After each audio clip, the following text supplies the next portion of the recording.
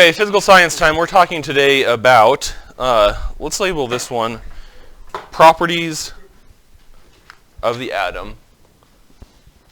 Properties of atoms and the periodic table.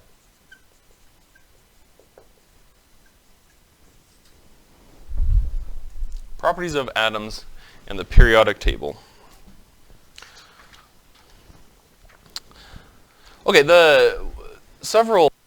one thing we should start talking about with atoms is that if you look at the periodic table, which is where we're going to start, is the periodic table, you'll notice that something on there, we'll use oxygen as an example. I drew this little square with a circle in it, which I'm using to represent the piece of the periodic table where oxygen is, which is number 8. Do you see that? They go in order. There's one, hydrogen is labeled number 1. What's labeled number 2? Helium. Then 3, lithium, beryllium, etc. I'm doing oxygen, which is number 8.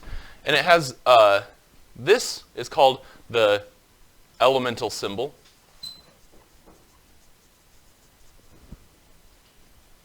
We talked about this a little bit before. But the elemental symbol must be either a capital letter or a capital letter, then a lowercase number. That's not what I meant, is it, Justice? I meant a capital letter, then a lowercase letter. In the case of oxygen, it's just a capital letter, and it's the capital letter O. This is its name. And then this is one of the things we're going to focus on today, and this is the atomic number. The atomic number, which is equal to, this is equal to a real physical thing about the atom, which is the number of protons. Write that down, please. The atomic number must equal the number of protons. How many protons does oxygen have? 8. How do you know? Because it's atomic number 8. What if by a miracle it got one more proton? It wouldn't be oxygen. It wouldn't be oxygen. What would it be instead? Let's look. It would be fluorine. It would be fluorine. Every atom, write this down somewhere. This is just an example, but every atom with 8 electrons is oxygen, period. Every oxygen atom has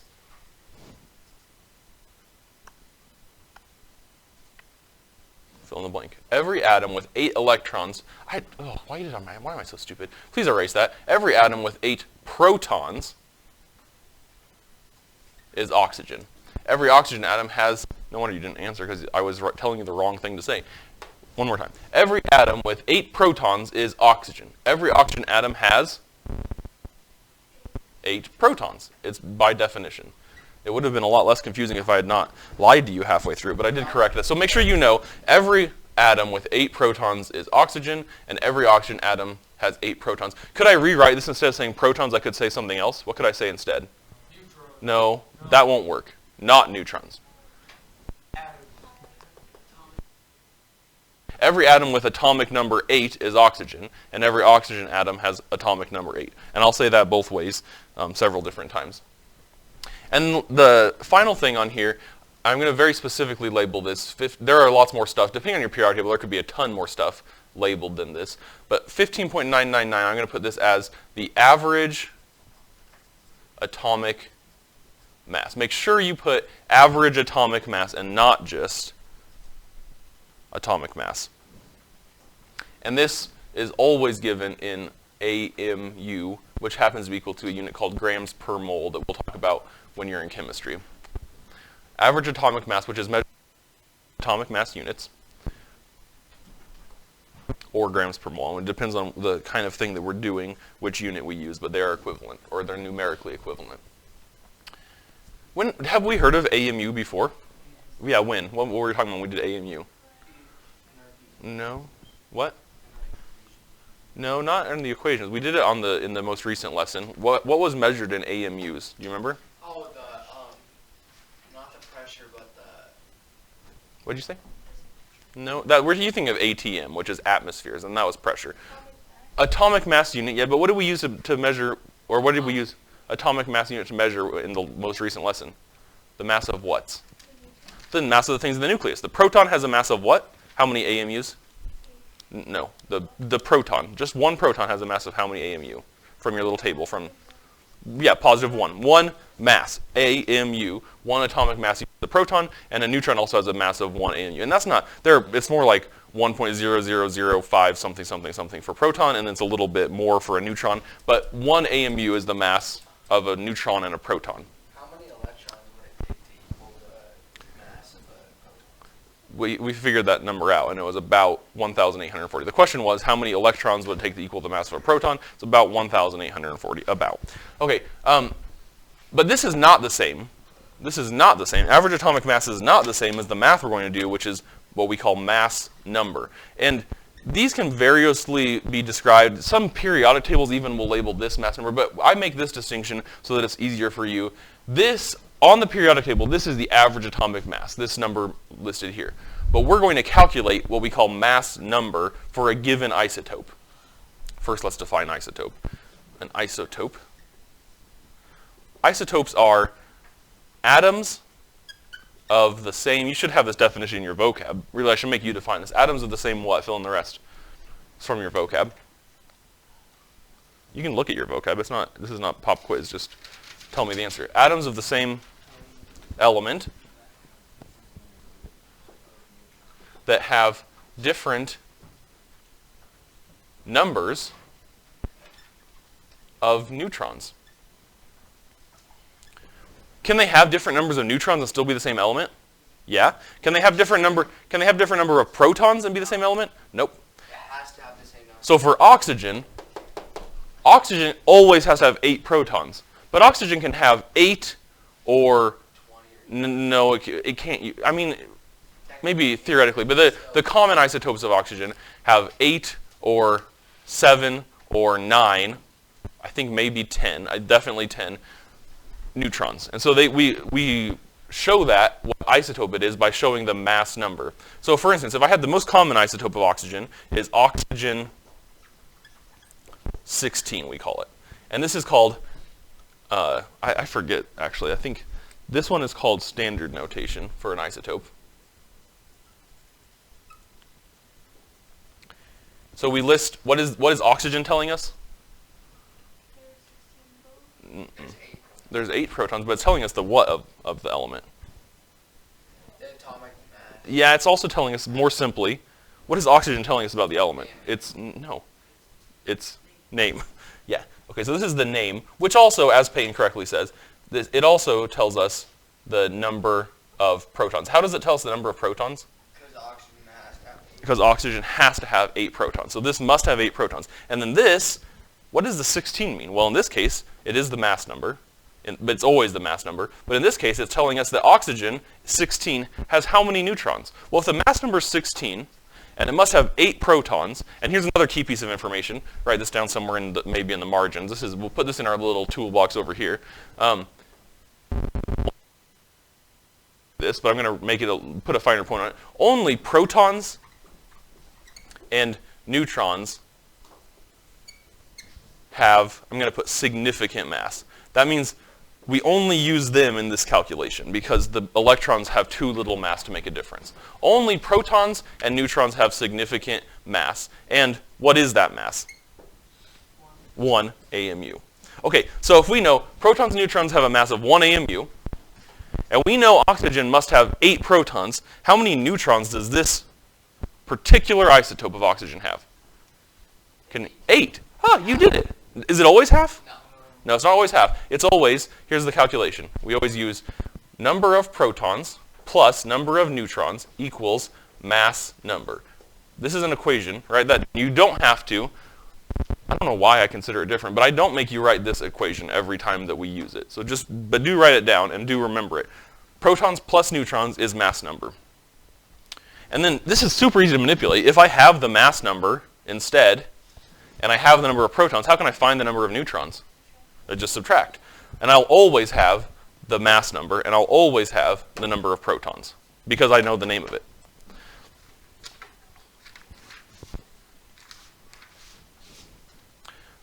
Another way to write this, instead of using standard notation, I'm getting a little bit carried away with my, I'm going to move up now because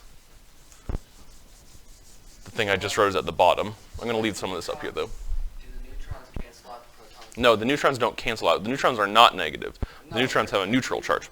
But they're not canceling out, but as a way of canceling out those ones. So it's like coming together. So like there's 20 protons and 10 neutrons. 10 neutrons and 10 protons come together. Those other 10 later. You use them to calculate the mass number. So you'll be either given the mass number and the number of protons, or you'll be given the number of neutrons and the number of protons, how to tell the mass number, etc. Does that answer your question? I guess not really. I guess I'm confused. We'll do some practice problems and then we'll see if that helps. Okay. There's another way to write this whole thing though. Instead of standard notation, we can write it in what's called isotope notation.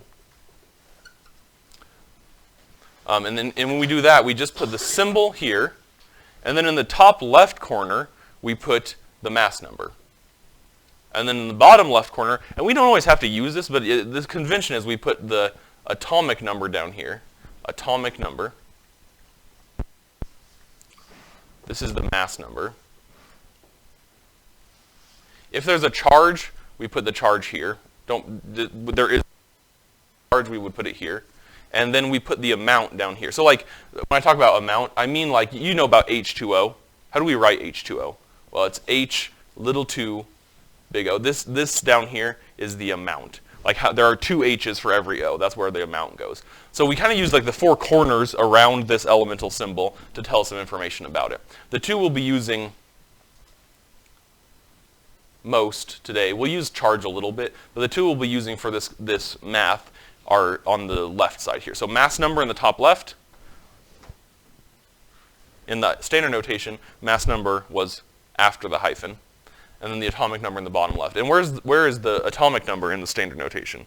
Well, we don't write it, but we know that oxygen has to have 8. And how do you know? You'll be able to use your periodic table on the test. So you just, if it says oxygen 16, you look and find oxygen. You see that has 8 protons. You subtract that from 16 to find how many neutrons. The kind of math that we'll be doing is things like, here's an isotope. How many protons, neutrons, and electrons does it have? And we'll get to electrons in a second. Do you have questions about this so far? Yeah. Peyton? Is this the same thing? Yep.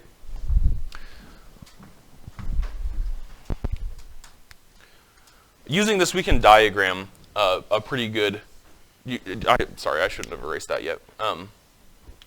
Using this, we can diagram a pretty good model of the atom with the correct number of protons, neutrons, and electrons. Let's talk about how we do electrons next. Do you see how we could use this to make an accurate model of an atom, though? We have to know what isotope it is to draw a model of it. Because here's the thing about this, 15.999. Would it be possible for any isotope to be 15.999? No, because these are only 1. Like we can't add any number of 1s together to get this. I mean, this is almost 16. Usually we just use 16 for calculations. But some of them, like look at, I'm trying to think of one that's pretty close to in the middle. Look at rubidium here.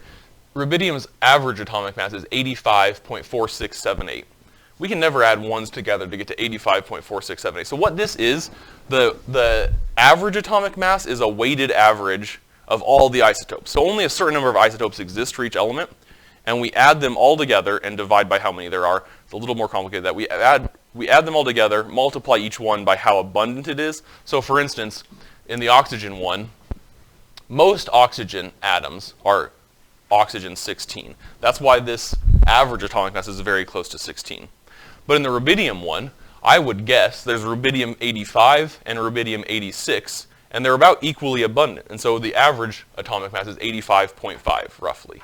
Does that kind of make sense? So this is telling us if we have a pile of rubidium, about half the isotopes are rubidium 85, about half are rubidium 86.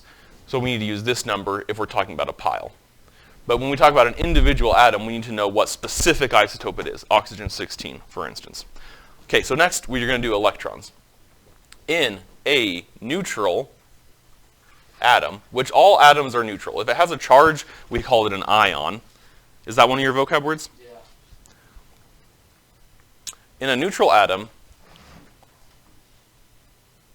protons and electrons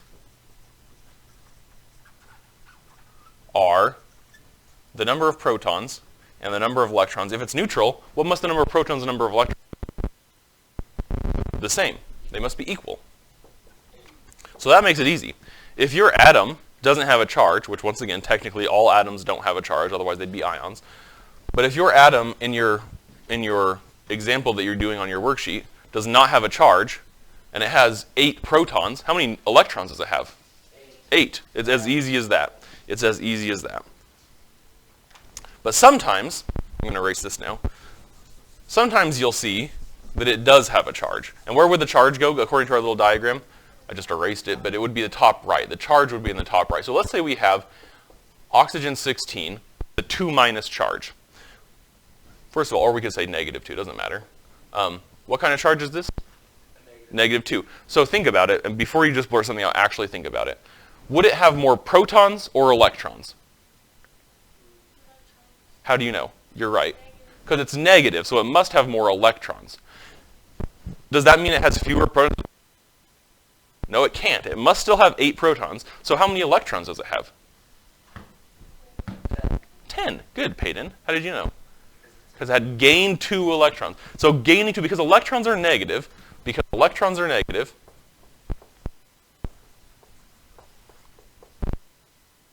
gaining them gives a what charge? There you go. Negative charge. And we'll do some practice with those as you do your work.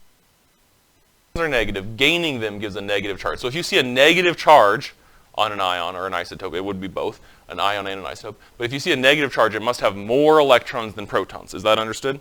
If it has a positive charge, what has happened? But we can't add protons. It must be electrons. We must have subtracted some electrons.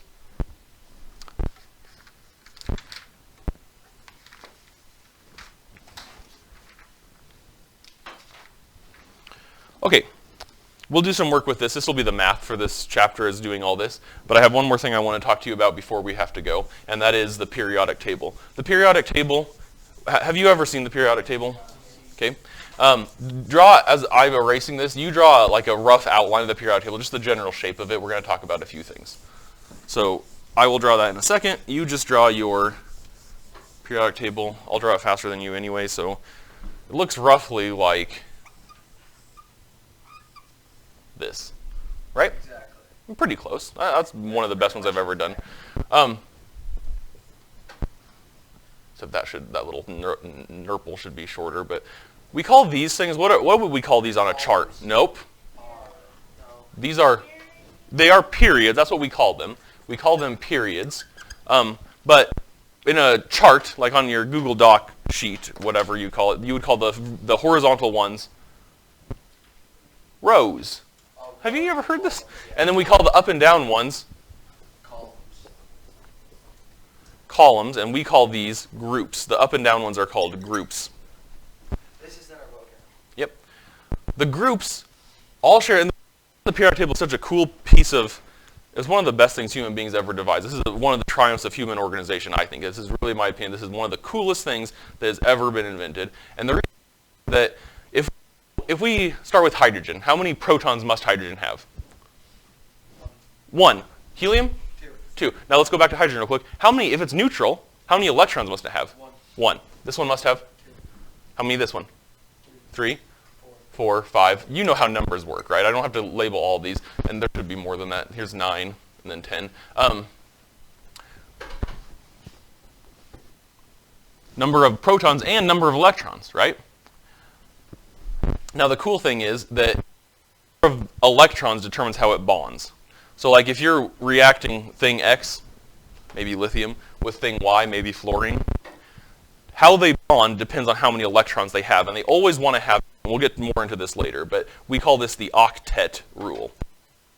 Atoms, I'm going to put like, you know that atoms are little things, they can't actually think. But atoms are most stable. Atoms like to have 8 valence electrons. They like to have 8 electrons in their outermost shell. And we'll leave that at that right now. This is kind of like a preview of what we're going to do in the next chapter. But why this is such a cool way to organize this is because in a single row, like if we go down this column, I should have said column, if we go down this group, All of these have one valence electron. They all bond the same way. All of these bond the same way. All of these in group 17, they all bond the same way. And that's important because we can see that there's a periodicity to the periodic table. As we go around a row, through a row, we see the same thing. A light metal, slightly heavier metal, crystallogen, icosogen, pnictogen, they go in the same order over and over and over again. It's periodic. Period means. A period is a thing that happens over and over and over and over again. Yes? So on, it says 57. It says 57 through 71. That just means that these ones are down here. Valence electrons, and the valence electrons are the outermost. We can diagram that. Let's look at this boy. What am I indicating here? Which element is this? It's beryllium. How many valence electrons does it have? Be careful because it's in group 2. So group 1 all has how many, I said? How many valence electrons? 1 valence electron. This one has 2. So how many valence electrons? We just draw 2 dots. Now let's look at neon. It's in group 18. 18. How many valence electrons should it have? Well, it has 1, 2. We kind of skip these in the middle. Then 3, 4, 5, 6, 7, 8. Neon has how many? 1, 2, 3, 4, 5, 6, 7, 8. How many do they want to have? Neon already has 8. He's happy. He doesn't bond. Does this kind of make sense? We'll do more of this in the future, but you need to know how to make electron dot diagrams. That was one of your vocab words, I think, right? Electron dot diagram. It shows all of the electrons? Nope. Valence electrons. It doesn't show 4. It shows that it has 2. So group 1 has 1 valence electron. Group 2 has 2 valence electrons. 3, 4, 5, 6. I kind of drew this bad, but then 8. So that whole group has 8 Valence electrons. Valence electrons, yep. And they do have individual names. I'm going to list them real quick before we go, but we'll talk more about this in real life, but just so it's on the video. These are called the alkali metals. These are the alkaline earth metals. This whole lump in the middle is the transition elements. These we usually just call group 13. These we call group 14. These are the pnictogens, chalcogens, halogens, and these are the noble gases. Do you have? Surely you do, but we will talk about it more in real life.